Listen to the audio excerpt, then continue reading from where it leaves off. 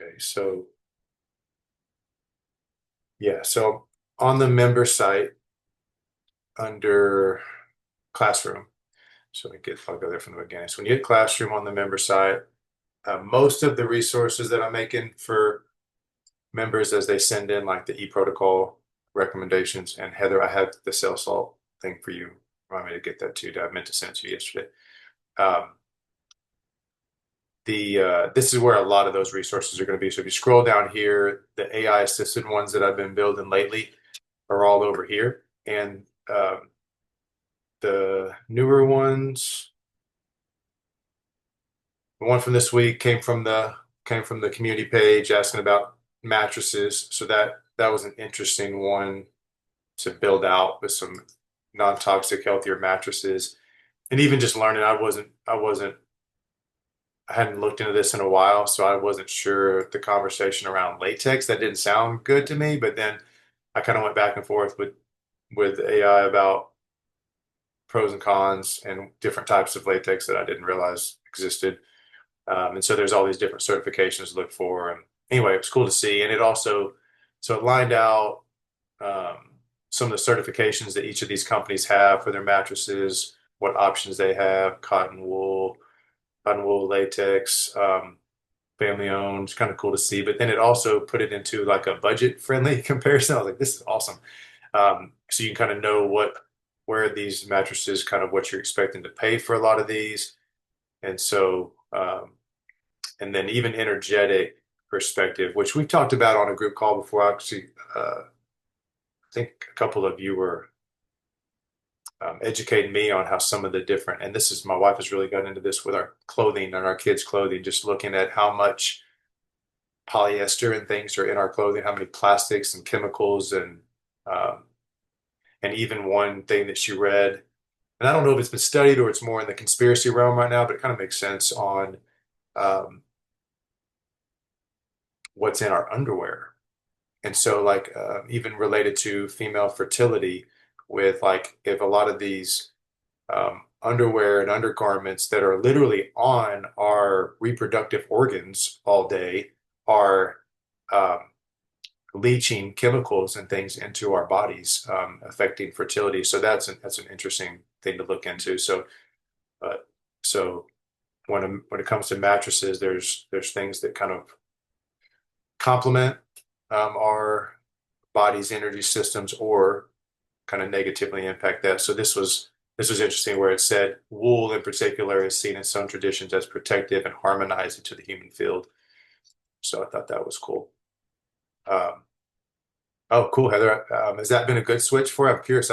She said switch to wool underwear about 6 months ago. So I haven't looked into, I haven't even checked mine yet to see what they are made out of. But my wife, we're kind of just getting into this realm of like how many, especially like I'm thinking about all the I think we started thinking about it when my son was wearing some like the Under Armour type of shirts with sports and sweating, and my daughter was playing volleyball, same kind of things.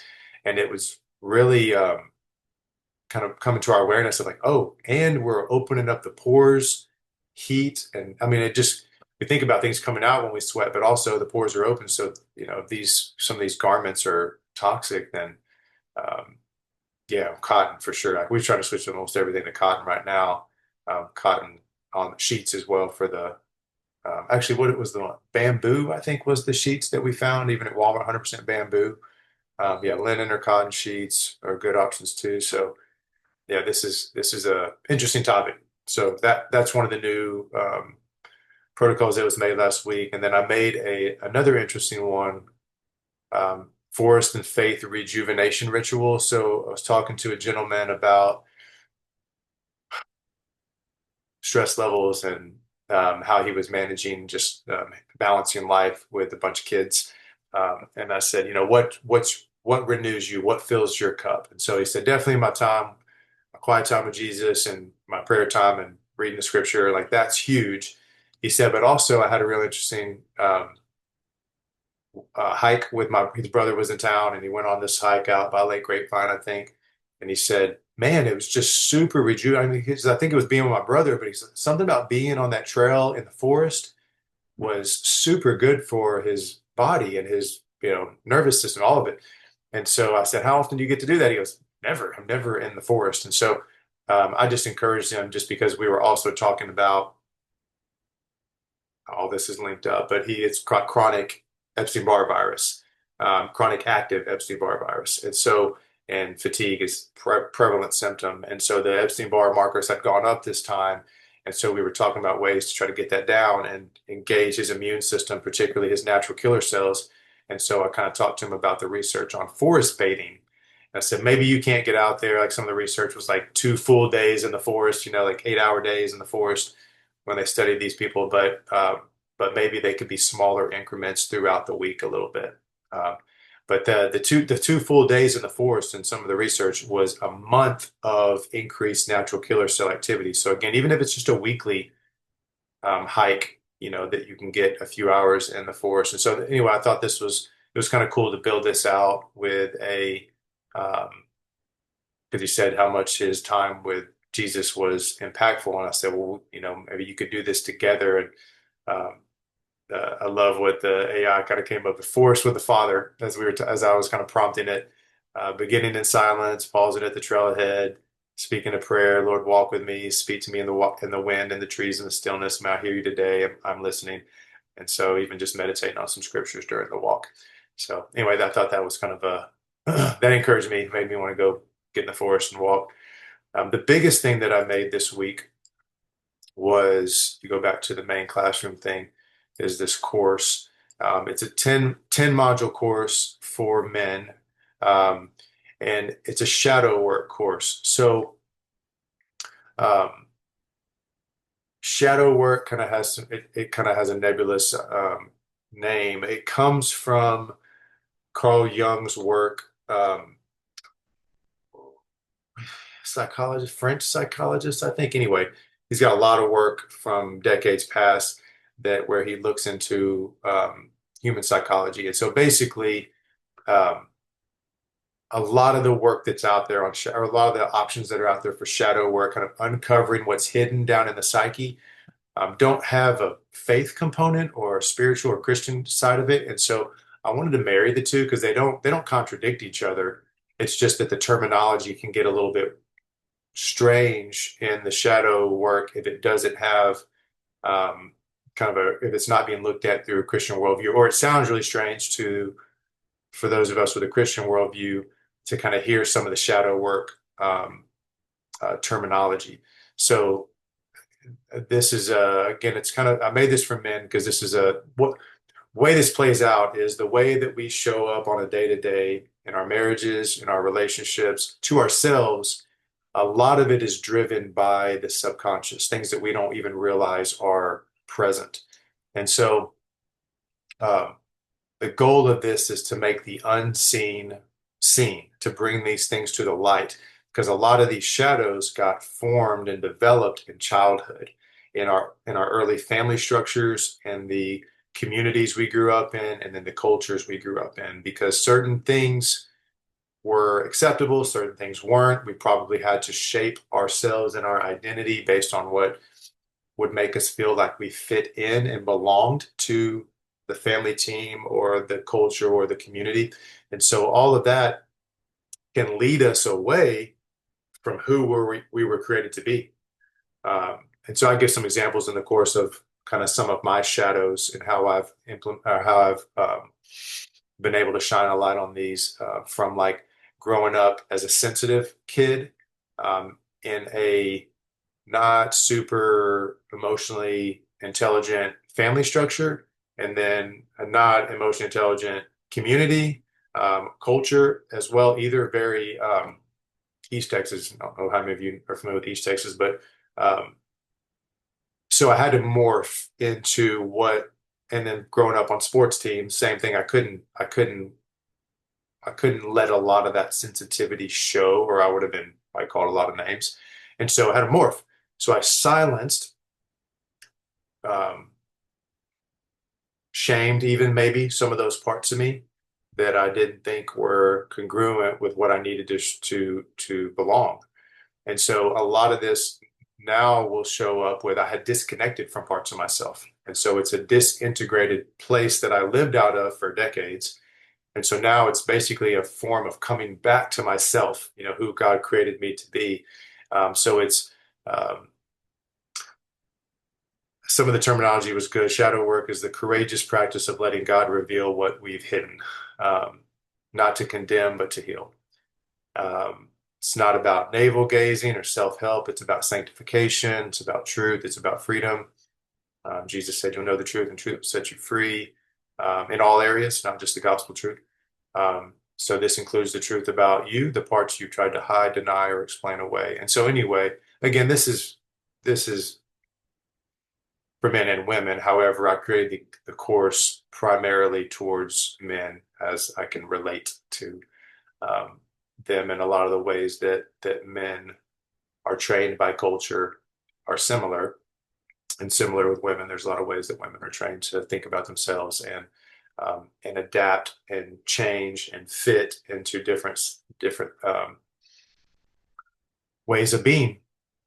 And so all of this, each section, and if you think about a man that this would be beneficial for, especially if it's a man in the household, feel free to let them dig into your portal. For those of you who listen to the recording that are men, I'd love for you to dig into this. It's 10 modules, which is meant to be like a 10-day process. Um, you don't have to do them back to back to back, but it does build. So if you skip several days, you might lose some momentum and kind of what you're thinking about here. But the work here is going to come out in these reflection questions in each section. Um, if you just read them and don't really reflect on them, you're not going to get much out of this.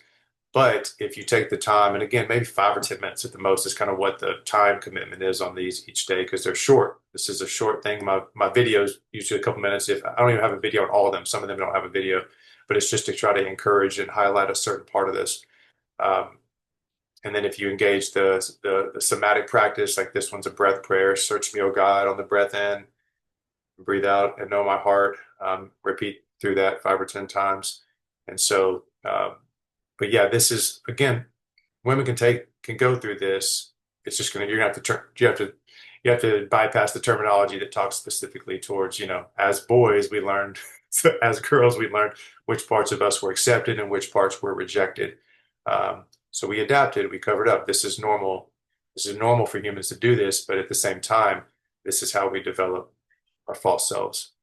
And so this whole process is going to be on identifying how we might be living out of those things and then go back and start to see how we may have gotten there, how the shadow was formed. It's just awareness. It's bringing awareness to that. And then it's integration, wholeness. So it's not shaming the shadow. It's not shaming some of these ways that we tried to learn to live in this world a certain way.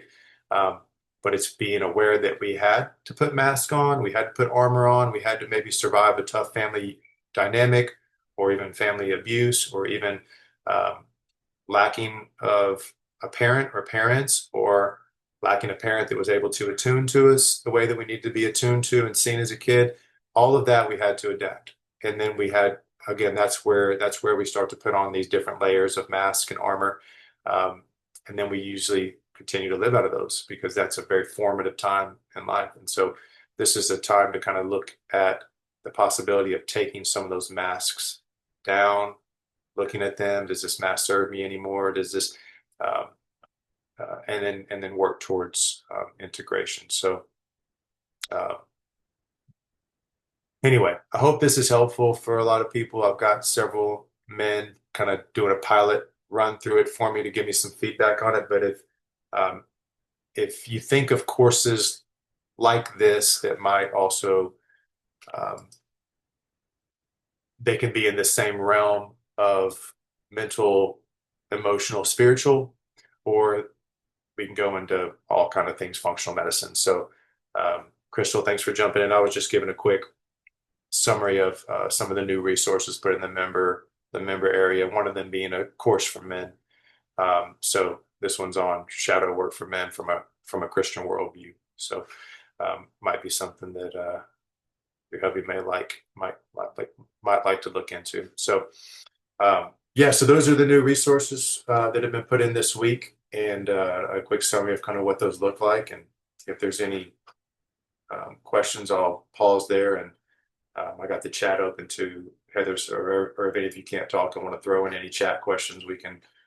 We've got about 5, 10 more minutes. We can talk about something else if you want to.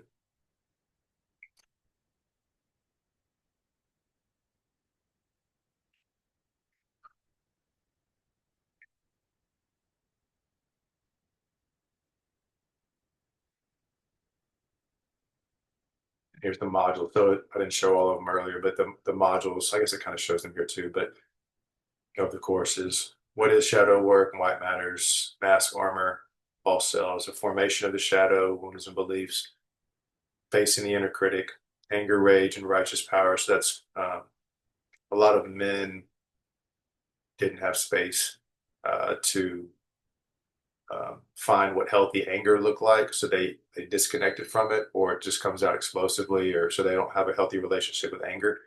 Um, because there wasn't a place to really to learn how to do that growing up. Dad didn't teach them, and maybe it was always mom was always fearful of little boy's anger, and so it was constantly trying to just get him not to be angry instead. And so men that don't have a healthy relationship with anger, that grow up to be men, husbands, fathers, um, that's an unhealthy place because we need healthy anger to be healthy protectors, and we need to know how to process our anger so that it doesn't boil over and spill onto everyone in our lives.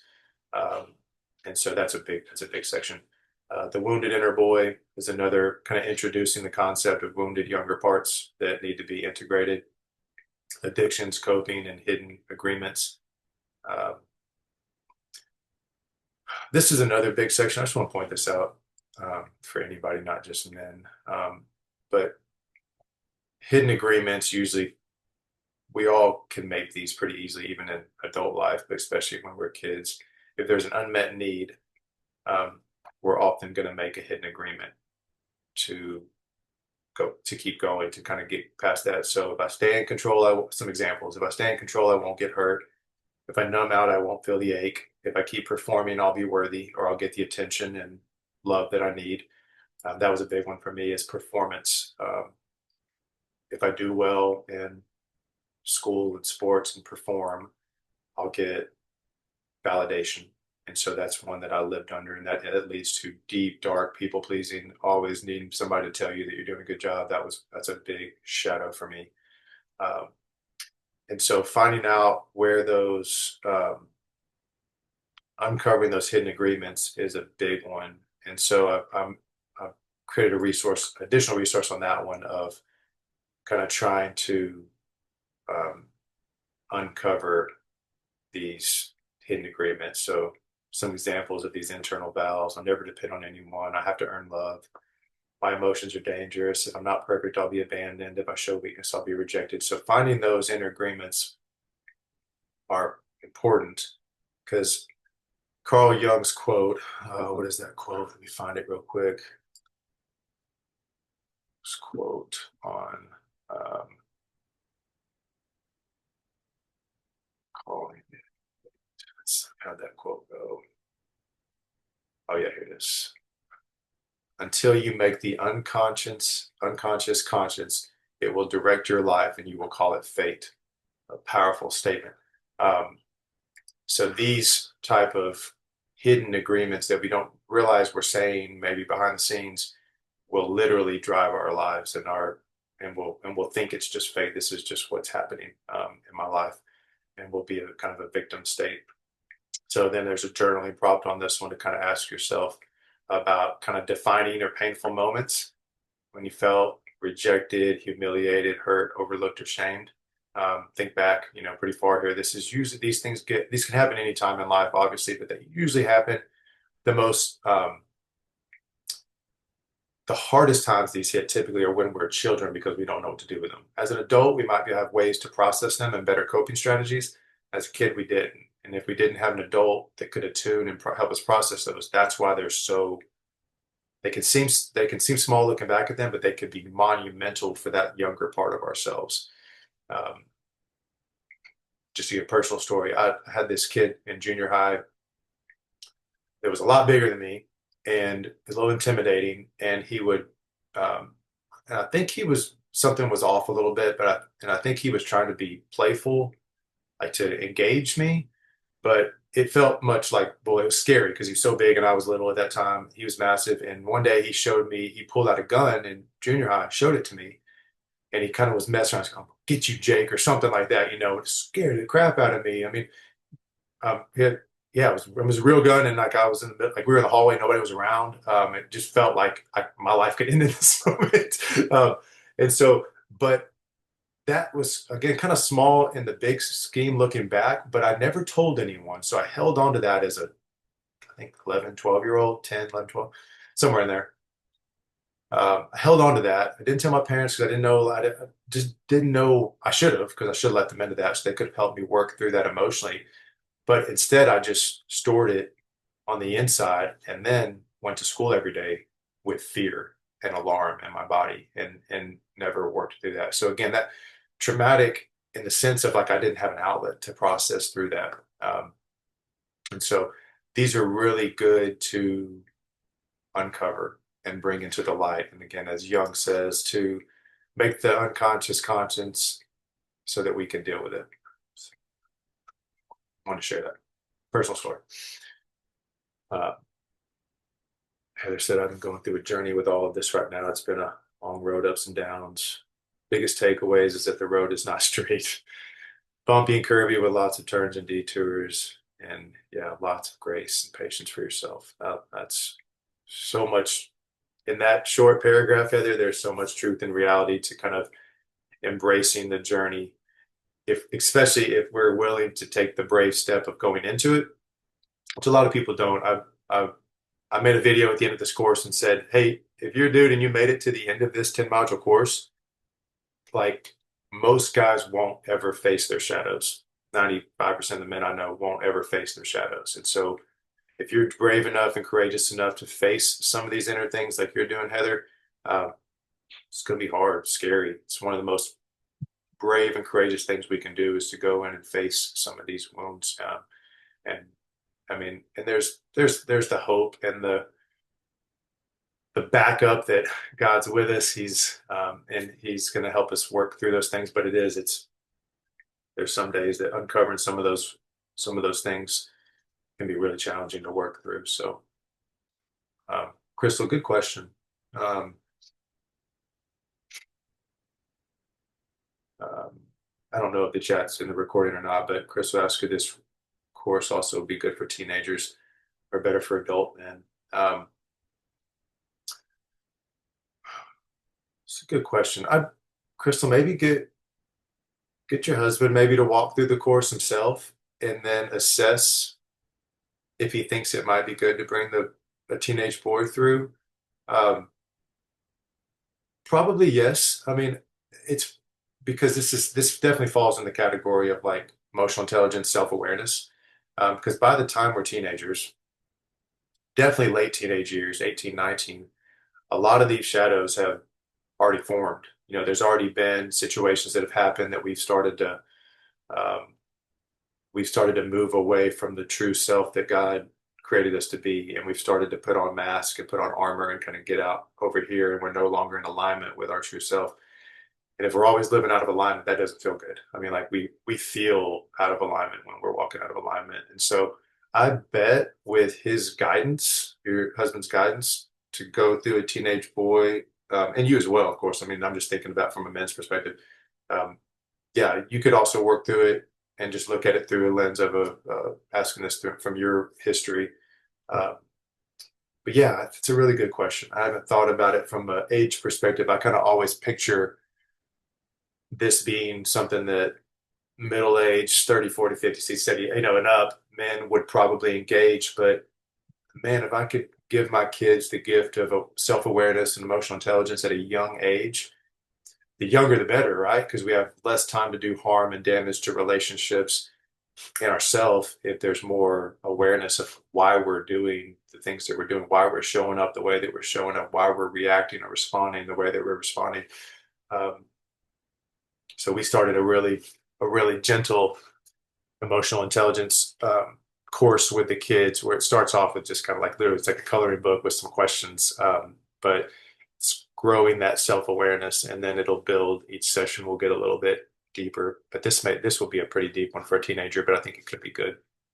So if you do engage it with a teenage boy, I'd love to hear some feedback. So, on that. Mhm. Yeah, I'd love to put something together there. My wife would actually be a good resource. Preventative is a great, I mean, always being proactive. Yeah, there's some good books in this area too. Um, Preteens and teens. Heather, are you thinking a book that they might actually read or a book that you might read that you would kind of like help, that would help you in the process of engaging them? I have a preteen that's definitely a reader, so that's why I asked. And then my son, I don't know if I'll get him to read a book like that for a long time, but it's a really good. I like the idea of being proactive here versus reactive. Yeah, Battlefield of the Mind is good. Um, Anything that just really brings awareness around why we do what we do, and why we show up, and especially like these hidden agreements. These are really big ones to be aware of. Because kids do them too. My kids will say them out loud sometimes. My son will say, I mess everything up, and I'm like, no, you don't, man. Like you can't speak that over yourself. And I know where it comes from. Like, I mean, it comes from some internal dialogue, but I hear his older sister tell him that at times. You mess everything up, Elias. You break everything. And so I mean, it can happen from siblings too. A lot of times we think about childhood wounds coming from parents and different, and not necessarily parents doing anything intentionally, but just, maybe parents that miss a kid here and there and they get this internal narrative, they go internal. Um, but even a sibling can be a force of driving a shadow or these internal narratives or agreements that are um, very, very harmful. And so when my son goes into that, he's 9, but he can go into a dark place really quick. I mean, just self-hatred. And we have to go in and kind of help him get out of that because that's just a dark place. I mean, that's where the enemy, talk about battlefield of the mind, that's where the enemy just has a party and, goes after our kids. Um, and so, yeah, there's another book called The Power of Showing Up, Heather. This would be for you. But everything that it teaches is going to be automatically brought in and kind of engaged with our kids. So it's a very, very good book. It's teaching us as parents how to attune and show up, and then that's where they're learning how to attune and show up to themselves and to other people. And so it's a really good read. Power of Showing Up. So is Hold On to Your Kids. Gabor wrote that one. Gabor Mate, I think is his name. Uh, Hold On to Your Kids has a lot of that same relational healthy attachments, attachment science. Uh, and so all those things you talk about like healthy parent-child relationships, and that's just tough. Sometimes it's hard to stop and see and attune to what my kids are going through because I just want them to kind of get over it or get past it, or it's not a good time to kind of go into it with them and see them. And I'm not always really good at attuning to them in those moments. And so growing, learning. So, but yeah, those are two books that might complement the battlefield of the mind that you're doing would be The Power of Showing Up and then Hold On to Your Kids. Hold On to Your Kids is a big one for preteen, teen years because the peer-oriented culture that we live in is going to try to internally, if they dependent on peer groups, they'll detach from their family and they'll attach to the peer group. And what has to happen internally is they're going to see us as a threat as their parents. And so if it's preteen or teen gets into that place of like disconnecting from us emotionally, that's what's happened internally is they have a unhealthy attachment with a peer group, and now they've detached from their family group, and that's not healthy. That's common in our society because of our peer-oriented society, but it's not healthy or normal or safe for them. It's a terribly unhealthy. Think about peers leading peers when they don't have any adults, that are in their realm. It's the recipe for disaster. So anyway, thank you all so much for jumping in today and the great questions here as well. And if you engage this with kids, or if any husbands read or go through this course, I'd love some feedback. Yeah, love to make it better. Love to if somebody wants to go deeper, make a second follow up type of course. So keep me in the loop. Yeah. Thank you guys. Have a great day, and God bless you all.